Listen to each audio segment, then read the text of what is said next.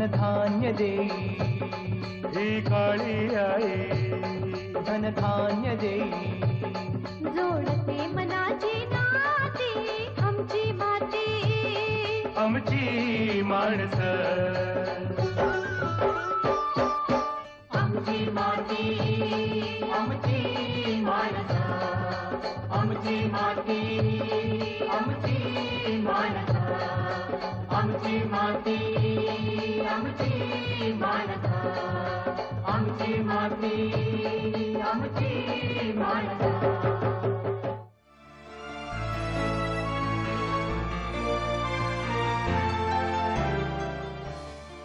नमस्कार. आमची माती आमची माणसं या कार्यक्रमामध्ये तुमचं सगळ्यांचं मनापासून स्वागत. आजचा जो विषय आहे तो म्हणजे सर्पदंश किंवा सर्पदंश झाल्यानंतर घ्यायची तातडीने घ्यायची काळजी किंवा योग्य ती खबरदारी कोणती बाळगायची, हे सगळं आजच्या विषयाद्वारे आम्ही तुमच्यापर्यंत पोहोचवणार आहोत. आणि ती सगळी सविस्तर माहिती तुम्हाला देण्यासाठी आम्ही आमंत्रित केलेलं आहे डॉक्टर सदानंद राऊत यांना. MD जनरल मेडिसिन मधून पदवी घेतल्यानंतर काही काळ डॉक्टर सदानंद राऊत हे KEM पुणे येथे अतिदक्षता विभाग प्रमुख म्हणून कार्यरत होते. परंतु कुठेतरी वैद्यकीय शास्त्रामध्ये एक सेवाभावी जी एक वृत्ती असते ती डॉक्टरांच्या अंगी असल्यामुळे त्यांचं मन, विशेषतः मनाचा ओढा होता तो म्हणजे ग्रामीण भागात जाऊन त्यांना आपली वैद्यक सेवा द्यायची होती. आणि मग त्या अनुषंगाने नारायणगाव येथे त्यांनी एक हॉस्पिटलची उभारणी केली आणि आज त्यांची ख्याती एक सर्पदंश झाल्यानंतर जो वाचवतो असा तो देवदूत असणारा डॉक्टर अशी आहे. आणि हे सगळं आज आपण त्यांच्याकडून जाणून घेणार आहोत की सर्पदंश झाल्यावर त्वरित काय उपाययोजना करायची, त्या होऊ नये म्हणून कोणती खबरदारी घ्यायची. सर्वप्रथम आमची माती आमची माणसं या कार्यक्रमात मी तुमचं मनापासून स्वागत करते. डॉक्टर, एकंदरीतच विषयाची आखणी मी केलेली आहे की जनरल प्रॅक्टिशनर म्हणून एक तुम्ही सेवा देत असतानाच मध्येच हे सर्पदंश आणि असं कसं काय जुळून आलं? मी सुरुवातीला नारायणगाव येथे 1992 मध्ये ग्रामीण भागातील लोकांना अत्याधुनिक वैद्यकीय सेवा देण्याच्या दृष्टीनं हॉस्पिटल सुरू केलं. परंतु आर्थिक परिस्थिती बेताची असल्यामुळं त्यासाठी जी अत्याधुनिक उपकरणं लागतात ती खरेदी करू शकलो नव्हतो. माझा KEM आणि जहांगीर रुग्णालयातील अनुभव अतिदक्षता विभाग, डायलिसिस युनिट आणि अतिशय गंभीर रुग्णांचा हाताळण्याचा अतिशय चांगला होता. परंतु मी नारायणगावमध्ये सुरुवातीला फक्त कन्सल्टिंग प्रॅक्टिस करत होतो. 5-6 वर्ष गेल्यानंतर 1998 साली सकाळी पहाटे 4 वाजता माझ्या एका मित्राचा मला फोन आला. त्याच्या शेतावर काम करणाऱ्या एका गड्याच्या मुलीला पहाटे सर्पदंश झाला होता. आणि त्याने मला सांगितलं की डॉक्टर, मी त्या मुलीला तुमच्याकडे त्वरित घेऊन येत आहे, तुम्ही जागेवर आहात ना? तर मी हो म्हटलं. तो काही वेळानंतर मला 5-1 मिनिटानंतर परत फोन केला. डॉक्टर, ती मुलगी खूप विवळते, खूप तिला वेदना होत आहेत. पुन्हा एक 5-10 मिनिटं गेल्यानंतर ती मुलगी काळी निळी पडली आणि श्वास घ्यायला तिला त्रास होतोय असा फोन आला. आणि तिसरा फोन आला, तो दुर्दैवानं शेवटचा होता. त्याने सांगितलं, डॉक्टर प्लीज जरा तुम्ही हॉस्पिटलच्या खाली येऊन जर थांबला तर बरं होईल, मुलगी मला फार गंभीर वाटते. आणि मी धावत पळत मुलीला खाली येऊन तपासलं. येण्यापूर्वीच वाट पाहत होती तिची. दुर्दैवानं ती रुग्णालयात पोहोचण्यापूर्वीच मृत्युमुखी पडलेली होती. आणि त्या दिवसापासून मी ठरवलं की जर आपल्या शिक्षणाचा खऱ्या अर्थानं उपयोग व्हायचा असेल, आपल्या अनुभवाचा, तर या सुविधा ज्या अत्याधुनिक सुविधा आहेत, उदाहरणार्थ व्हेंटिलेटर आहेत, डिफिब्रिलेटर्स आहेत, अतिदक्षता विभागाच्या सगळ्या सुविधा जर ग्रामीण भागात आपण उपलब्ध केल्या तर या रुग्णांना निश्चितचपणे जीवदान मिळू शकेल. आणि तिथून पुढे या सर्पदंशाच्या रुग्णांवर उपचार करण्यासाठी मी सुरुवात केली. आणि मला वाटतं या अनुषंगानेच डॉक्टरांनी एक विघ्नहर मेडिकल फाउंडेशन ही स्थापना केली आहे, ज्याचं मुख्य जो हेतू आहे तो म्हणजे एक सामाजिक बांधिलकी जितकी जपता येतील ती जपण्याच्या दृष्टीनेच या विघ्नहर मेडिकल फाउंडेशनचे ते संस्थापक आहेत. आणि सांगताना अतिशय आनंद वाटतोय की त्यांच्या बरोबरीनेच त्यांच्या सुविद्य पत्नी पल्लवी राऊत या देखील त्यांच्या बरोबरीने या फाउंडेशनचं काम बघतात. जसं तुम्ही म्हणालात की ते कुठेतरी एक मनाला चटका देणारी गोष्ट घडली आणि तेव्हाच तुम्ही निश्चय केलात की नाही, आता ग्रामीण भागातच राहून काम करायचं. त्याच्यानंतर आज जी तुमची ओळख आहे ती म्हणजे की सर्पदंश झाल्यानंतर मरणातून बाहेर काढणारा असा डॉक्टर, अशी तुमची एक ओळख आहे गावागावातनं. तर मग एकंदरीतच भारतामध्ये काय किंवा विशेषतः महाराष्ट्रामध्ये हे सर्पदंशाचं प्रमाण किती आहे किंवा एक संख्या किती आहे? भारतामध्ये सर्पदंशाचं प्रमाण खूप मोठ्या प्रमाणात आहे. सर्वसाधारणपणे सर्पदंश हा आदिवासी भागात किंवा शेतकरी किंवा गरीब शेतमजूर यांनाच होतो आणि भारतामध्ये दरवर्षी 2 ते 2.5 लाख लोकांना सर्पदंश होतो. त्यापैकी जवळजवळ दुर्दैवाने 40 ते 50 हजार लोक मृत्युमुखी पडतात, बापरे. अशी आकडेवारी वर्ल्ड हेल्थ बरेच ऑर्गनायझेशनने मोठी आहे म्हणजे. जाहीर केलेली आहे. आणि अनेक लोकांना त्याच्यापैकी अपंगत्व येतं. घोणस किंवा नागाने दंश केल्यानंतर बोटाला किंवा पायाला गँग्रीन होतो, नेक्रोसिस होतं आणि बोट किंवा हात किंवा पाय काढावं लागण्याची सुद्धा अनेक उदाहरणं आहेत. प्रामुख्याने जसं तुम्ही उल्लेख केलात की आज अनेक रुग्णांवर तुम्ही उपचार करता, परंतु जेव्हा विषारी सर्प चावतो तेव्हा त्याची प्रमुख लक्षणं कोणकोणती दिसून येतात? आपल्याकडे सर्वसाधारणपणे 4 प्रकारचे विषारी सर्प आहेत: नाग आणि मण्यार आणि घोणस आणि फुरसं. नाग आणि मण्यार याला न्यूरोटॉक्सिक सर्प असं म्हणतात, म्हणजे त्याचा दुष्परिणाम मज्जासंस्थेवर होतो. नाग चावल्यास दंशाच्या ठिकाणी त्वरित खूप वेदना होतात आणि सूज येते, रुग्णाला चक्कर येते, हळूहळू त्याच्या नाडीचे ठोके मंदावतात, रक्तदाब कमी होतो, त्याचे डोळे उघडण्यासाठी त्याला त्रास होतो, डोळ्याच्या पापण्याची हालचाल एकदम मंदावते आणि लाळ गिळण्यासाठी त्रास होतो आणि बोलण्यासाठी त्रास होतो, गिळण्यासाठी त्रास होतो आणि हळूहळू रुग्णाला श्वास घेण्यास त्रास होऊ लागतो आणि श्वास बंद पडू शकतो. कधी कधी रुग्णाला फिट्स सुद्धा येऊ शकतात, झटके येऊ शकतात. आणि मण्यार जो आहे, मण्यार सुद्धा न्यूरोटॉक्सिकच साप आहे. तो चावल्यानंतर रुग्णाला त्वरित काही त्रास होत नाही, चावलेल्या ठिकाणी समजूनही येत नाही, कित्येकदा सर्प चावला असं वाटतही नाही आणि जखम होत नाही किंवा सूज येत नाही. मात्र 6 ते 12 तासानंतर रुग्णाला पोटात दुखतं, उलट्या होऊ लागतात आणि श्वास घेण्यास त्रास होऊ लागतो आणि रुग्ण हळूहळू पूर्णपणे पॅरालाइज होऊन कोमात होतो. तर अशा रुग्णांना तातडीच्या वेळी कृत्रिम श्वासोच्छ्वास आणि इतर तातडीच्या उपचारांची गरज असते. घोणस आणि फुरसं हे मात्र वेगळ्या प्रकारात मोडतात. त्यांचा विषाचा रक्तातील रक्त गोठण्याच्या प्रक्रियेवर दुष्परिणाम होतो. त्यांना व्हॅस्क्युलर टॉक्सिक किंवा हिमोटॉक्सिक सर्प असंही संबोधलं जातं. त्याच्यामुळे सर्वसाधारणपणे रक्त गोठण्याची प्रक्रिया लांबते. आपल्याला जर खरचटलं किंवा जखम झाली तर आपलं रक्त सर्वसाधारणपणे 3 ते 4 मिनिटात गोठतं. परंतु घोणस किंवा फुरसं चावलं तर कधी कधी 1 तास किंवा 1.5 तास सुद्धा रक्त गोठत नाही आणि त्याच्यामुळं त्याच्या नाकातोंडातून रक्त येतं, रक्ताच्या उलट्या होतात, त्याच्या लघवीतनं रक्त येतं किंवा जिथं दंश झालाय त्या ठिकाणी रक्त येऊ लागतं आणि जिथं दंश झालाय तिथं खूप सूज येते आणि त्या वेदना सुद्धा खूप तीव्र असतात. आणि 1 ते 2 दिवसानंतर रुग्णाच्या ज्या किडनी आहेत त्याच्यावरही दुष्परिणाम होतो आणि पूर्णपणे दोन्ही किडन्या निकामी होऊन त्याच्या रक्ताभिसरण प्रक्रियेवर दुष्परिणाम होतो आणि त्याला डायलिसिसची गरज लागू शकते. कधी कधी अति रक्तस्राव झाल्यामुळे रुग्णाला प्लेटलेट ट्रान्सफ्युजन किंवा रक्त सुद्धा भरावे लागते. तर अशा प्रकारे दोन्ही प्रकारचे सर्प हे खूप अतिविषारी आहेत, एक न्यूरोटॉक्सिक आणि व्हॅस्क्युलर टॉक्सिक. याच्यावरूनच की जसं तुम्ही म्हणालात की ह्या सगळ्यावर मुख्य गरज आहे ती म्हणजे तातडीने वैद्यकीय उपचार करून घेण्याची. परंतु कसं असतं की कधी कधी बरेचदा गावात असं चित्र असतं की जवळपास रुग्णालय उपलब्ध नसतं किंवा असतं तिथपर्यंत पोहोचायला खूप अवधीही लागत असतो, तिथे पुरेशा सुविधाही नसतात. मग अशा वेळेला सर्पदंश झाल्यानंतर कळलंय की आता हा विषारी साप चावलेला आहे, तातडीने प्रथमोपचार कोणते करता येतात? विषारी सर्पदंश झाल्यानंतर जर खात्री असेल तर रुग्णाला सर्वप्रथम रुग्णालयात नेणं अतिशय महत्त्वाचं आहे. परंतु अनेक ठिकाणी आदिवासी भागात, ग्रामीण भागात कोणत्याही सोयी सुविधा नसतात. त्यामुळे चुकीचे उपचार करण्यापेक्षा रुग्णाला प्रथम धीर देणं हे अतिशय महत्त्वाचं आहे. तर रुग्णाला धीर दिल्यानंतर त्याला एका ठिकाणी शांतपणे झोपवलं पाहिजे आणि ज्या अवयवाला, हाताला किंवा पायाला सर्पदंश झाला आहे ती जागा हृदयाच्या लेवलच्या खालच्या लेवलला ठेवली पाहिजे, जेणेकरून रक्ताभिसरण हृदयाकडे होणार नाही. बरोबर, म्हणजे ते विष पसरणार नाही वरपर्यंत.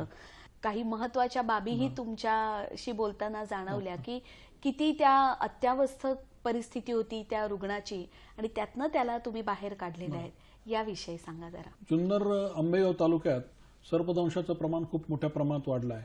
70च्या दशकात या भागात पाण्याची चणचण असायची, परंतु 80 नंतर इथं जुन्नर आणि आंबेगाव तालुक्यात मिळून येडगाव प्रकल्प आणि कुकडी प्रकल्प अंतर्गत 5 धरणांची निर्मिती झाली आणि बागायती क्षेत्राचं प्रमाण खूप मोठ्या प्रमाणात वाढलेलं आहे. मोठ्या प्रमाणात जमीन ओलिताखाली आलेली आहे आणि वर्षभर सर्वसाधारणपणे ऊस, डाळिंब, टोमॅटो किंवा सर्व प्रकारचा भाजीपाला वर्षभर तिथं पिकवला जातो. आणि बरेचसे शेतकरी आता आपलं गावातील घर सोडून शेतात सतत काम असल्यामुळं शेतात राहायला गेले आहेत. एकंदरीत सरपांची संख्या पाणी आणि भाजीपाला आणि इतर पिकांमुळे सरपांची संख्या सुद्धा वाढलेली आहे. सरपांना ज्या वाढीसाठी वातावरण, त्यांच्या ब्रीडिंगसाठीचं जे वातावरण आहे ते, त्यांना असलेलं खाद्य मुबलक प्रमाणात उपलब्ध झाल्यामुळे सरपांची संख्या वाढली. 98 सालापासून आतापर्यंत जवळजवळ आम्ही 2000 पेक्षा जास्त सर्पदंश झालेल्या रुग्णांना जीवदान देण्यात यश मिळवलेलं आहे. जसं तुम्ही मगाशी उल्लेख केलात की ग्रामीण भागात तातडीची उपाययोजना करण्याच्या दृष्टीने आधुनिक उपकरणांची खूप कमतरता होती आणि हे कुठेतरी तुम्हाला खटकत होतं, म्हणून तुम्ही विघ्नर मेडिकल फाउंडेशनची स्थापना केलीत. तर आज त्याचं एकंदरीतच चित्र किंवा असं सर्पदंश झाल्यानंतर कोणकोणती उपाययोजना त्वरित तुमच्या इथे मिळू शकते? सगळ्यात महत्त्वाचं म्हणजे या सर्पदंशावरील किंवा इतर गंभीर रुग्णांवर उपचारासाठी जी अत्यावश्यक यंत्रणा आहेत, व्हेंटिलेटर्स, मॉनिटर्स, डिफिब्रिलेटर्स किंवा सेंट्रल ऑक्सिजन सिस्टीम आणि इतर तातडीची सर्व औषधं हे उपलब्ध असणं अतिशय गरजेचं होतं. त्यासाठी त्या मुलीची मगाशी मी तुम्हाला सांगितल्यानंतर दुर्दैवाने घडलेला मृत्यू, त्याच्यानंतर आम्ही हळूहळू एक एक उपकरण जमवायला सुरुवात केली. सुरुवातीला एक मॉनिटर, ECG आणि या गोष्टी हळूहळू आता जवळजवळ आमच्याकडे आता 8 बेडचा अतिदक्षता विभाग अतिशय चांगल्या सुसज्ज अशा पद्धतीने उभा आहे. 3 व्हेंटिलेटर्स आहेत आणि रुग्णाला जर काही फोन आला तर तातडीनं व्हेंटिलेटर लावून रुग्णालयापर्यंत आणण्यासाठी कार्डियक अँब्युलन्स सुद्धा आमच्याकडे उपलब्ध आहे. त्याचाही अनेक रुग्णांना फायदा होत आहे. निश्चितच जसं तुम्ही सांगताय की यामध्ये या उपचार पद्धतीबरोबरच सगळ्यात महत्त्वाचं आहे ते म्हणजे प्रतिबंधात्मक लस, ती पटकन मिळणं हे खूप गरजेचं असतं. मग याविषयी काय सांगाल? किती खर्चिक असतं हे सगळं? एकंदरीतच किती खर्चिक ठरू शकतं? सर्पदंशावरील लस तशी पूर्णपणे सरकारी दवाखान्यात उपलब्ध असते आणि खाजगीतही गेल्या वर्षी या लसीचा मोठ्या प्रमाणात तुटवडा होता. 2 वर्षापूर्वी या लसीची सर्वसाधारण किंमत, एका इंजेक्शनची किंमत 1300 रुपये होती. नाक किंवा मण्यावर जर चावला तर या रुग्णांना 20 इंजेक्शन्स द्यावी लागतात. म्हणजे सर्वसाधारणतः 30 ते 35 हजार रुपये किंमत त्यावेळी रुग्णांना द्यावी लागायची. दररोज एक असं एकाच वेळी 20 इंजेक्शन, पहिल्या एका तासात 10 इंजेक्शन आणि दुसऱ्या 5 ते 6 तासात 10 इंजेक्शन. आणि घोणस किंवा फुरस या सर्पांनी जर दंश केला तर 30 ते 40 इंजेक्शन्स लसीची द्यावी लागतात. आणि त्याच्याबरोबर सलाईन, इतर जी अँटीबायोटिक्स आहेत, त्या ठिकाणी जखमेच्या ठिकाणी खूप सूज येते, ती सूज कमी होण्यासाठी, जखम पिकू नये किंवा नेक्रोसिस होऊ नये म्हणून त्यासाठी प्रतिजैविक द्यावी लागतात. या व्यतिरिक्त व्हेंटिलेटर, त्याचा ऑक्सिजन हा रुग्णाला खर्च पेलवणार नसतो, हा खर्च खूप मोठ्या प्रमाणात असतो. आणि जो सर्पदंश होतो तो सर्वसाधारण शेतकरी, शेतमजूर असतो, त्याला फक्त 100 ते 200 रुपये रोज मिळतो. आणि एकाच वेळी ही लस आणि हे इतर उपचार हे खूप महागड्या प्रमाणात असतात. मग तो खर्च कमी करण्यासाठी आम्ही लोकप्रतिनिधींच्या सहकार्यानं ही लस शासकीय रुग्णालयातून मोफत कशी मिळवता येईल यासाठी प्रयत्न सुरू केले. कधी कधी सरकारी दवाखान्यात ही लस शिल्लक नसते किंवा जर शिल्लक असले तर तिथले डॉक्टर्स ही लस देण्यासाठी प्रशिक्षित नसतात. बऱ्याचदा या लसीची तीव्र शरीरावर साईड इफेक्ट होतात, रिॲक्शन येते आणि त्याच्यामुळे सुद्धा रुग्ण गंभीर होऊ शकतो. त्यामुळं कधी कधी शासकीय डॉक्टर्स रुग्ण जरी गंभीर असला तरी लस द्यायचं टाळून रुग्ण पुण्याला किंवा इतरत्र पाठवतात आणि रस्त्यात रुग्णाचा मृत्यू होण्याची शक्यता असते. परंतु आता जसं तुम्ही उल्लेख केलात की आजही वैद्यकीय शिक्षण घेताना याविषयीचं खास असं तो विभाग आहे का किंवा खास असं शिक्षण शिकवलं जातं का? MBBS करत असताना किंवा MD करत असताना दुर्दैवानं मी एकही सर्पदंशाचा रुग्ण बघितला नव्हता आणि आमच्या वेळी अभ्यासक्रमातही या विषयाला फारसा महत्त्व दिलं गेलं नव्हतं. एक आमच्या पुस्तकांमध्ये किंवा अभ्यासक्रमात एक 3-4 पॅरेग्राफचा विषय फक्त या विषयी होता. त्यामुळे सर्पदंशाविषयी मला काहीच माहीत नव्हती किंवा कोणताही मी अभ्यास केलेला नव्हता. सर्वसाधारणपणे तीच परिस्थिती आजही आहे. सर्पदंशाविषयी वैद्यकीय शिक्षणात जास्त माहिती आजही दिलेली नाही. परदेशात मात्र याविषयी स्वतंत्र 2 वर्षाचा कोर्स आहे. पदव्युत्तर शिक्षणानंतर टॉक्सिनॉलॉजी या विषयाचा समावेश करून पूर्ण विषयावर स्वतंत्र डिग्री दिली जाते. आणि मला वाटतं इथे सांगताना आनंद होतोय शेतकरी मित्रांनो की डॉक्टर त्यांच्या पत्नीसह दोघेही डॉक्टर असल्यामुळे भारताचं प्रतिनिधित्व त्यांनी केलेलं आहे, कारण तिथे टॉक्सिनॉलॉजी प्रशिक्षण आयोजन केलेलं होतं तो कोर्स, तर त्याविषयी सांगा. सर्पदंश आणि विषबाधा याविषयी एक स्वतंत्र अभ्यासक्रम आहे, मला याची कुठलीही कल्पना नव्हती. आणि सर्पदंशाचे रुग्ण उपचार करत असताना त्यांच्यावर आपण उपचार बरोबर करतो की नाही हे करण्यासाठी मी इंटरनेटच्या माध्यमातून या क्षेत्रात जगात अजून कोण कोण व्यक्ती काम करतायत त्यांचा शोध घेत होतो. काही संशोधन आपल्याला करता येईल की याचा अभ्यास करत होतो. आणि सुदैवानं मला डॉक्टर डेव्हिड वॉरल, जे ऑक्सफर्ड विद्यापीठाचे हेड ऑफ डिपार्टमेंट आहेत आणि आमचे फादर ऑफ मेडिसिन म्हणतात त्यांना, त्यांच्याशी माझा संपर्क आला.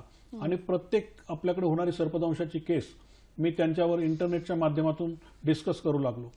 त्यांना हा सगळा प्रकार एवढा आवडला की त्यांनी मला आश्वासन दिलं की ज्यावेळी मी भारतात काही कामाच्या निमित्ताने येईल त्यावेळी मी तुमच्या हॉस्पिटलला भेट देईल. आणि आमच्या सुदैवानं एवढ्या मोठ्या व्यक्तीनं आमच्या छोट्याशा हॉस्पिटलला भेट दिली आणि त्याच्यानंतर आमचा आत्मविश्वास अतिशय बळावला. आणि त्याच्यानंतर त्यांनी सांगितलं की ऑस्ट्रेलिया इथं असा एक कोर्स आहे, जर तो तुम्ही कोर्स अटेंड केला तर त्याचा निश्चितच फायदा तुम्हालाही होईल आणि तुम्ही जे चांगलं काम करता येईल तेही जगातील लोकांना कळेल. आणि त्याच्यामुळे आम्ही हा एक 5 दिवसाचा इंटरनॅशनल कोर्स इन टॉक्सिनॉलॉजी हा एक स्वतंत्र कोर्स आहे. हा कोर्स आम्ही दोघांनी अटेंड केला आणि तिथं आम्ही ज्या केसेस वाचवल्या आतापर्यंत सर्पदंशाच्या त्यांच्याविषयी प्रेझेंटेशन दिलं. तर जगातील सर्वच मान्यवरांना ते खूपच आवडलं. जेव्हा तुम्ही म्हणता की आजही पाहिजे तशी परिस्थिती सर्पदंशाच्या विषयी गांभीर्याने तितकंसं लक्ष दिलं जात नाही, मग एक डॉक्टर या नात्याने शासकीय काही अशी धोरणं आहेत का की जी राबवली जाऊ शकतात किंवा त्याच्यावर शासन विचार करू शकेल असं तुम्हाला वाटतं? सर्पदंश झाल्यानंतर जी लस आहे, उपचाराची लस आहे, ती सर्व प्राथमिक आरोग्य केंद्रामध्ये उपलब्ध आहे. परंतु सर्व वैद्यकीय अधिकारी किंवा जे सर्पदंश ज्या भागात जास्त आहेत त्या प्रमाणात वैद्यकीय व्यावसायिक, खाजगी वैद्यकीय व्यावसायिक यांना मोठ्या प्रमाणात प्रशिक्षित करणं गरजेचं आहे. सर्पदंशावरची लस देण्याचं प्रमाण किंवा आपण ज्याला म्हणतो तातडीचे उपाय, CPR ज्याला म्हणतो आपण, कार्डिओपल्मोनरी रिससिटेशन किंवा इंडोट्राकेल इंट्युबेशन, जेणेकरून साधी अँबू बॅग वापरून सुद्धा रुग्णाचा जीव आपण निश्चितपणे वाचू शकतो.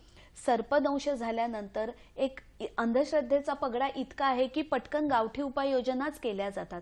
मग या अनुषंगाने काही प्रबोधनात्मक चर्चासत्र किंवा याविषयी काय सांगाल?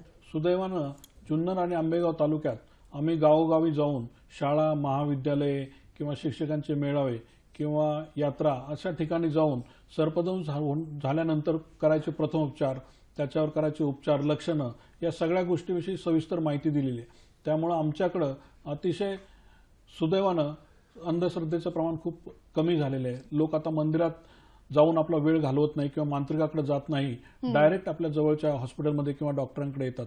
आणि जाता जाता या आमच्या शेतकरी मित्रांना तुम्ही काही खास 2 शब्द सांगू इच्छिता का?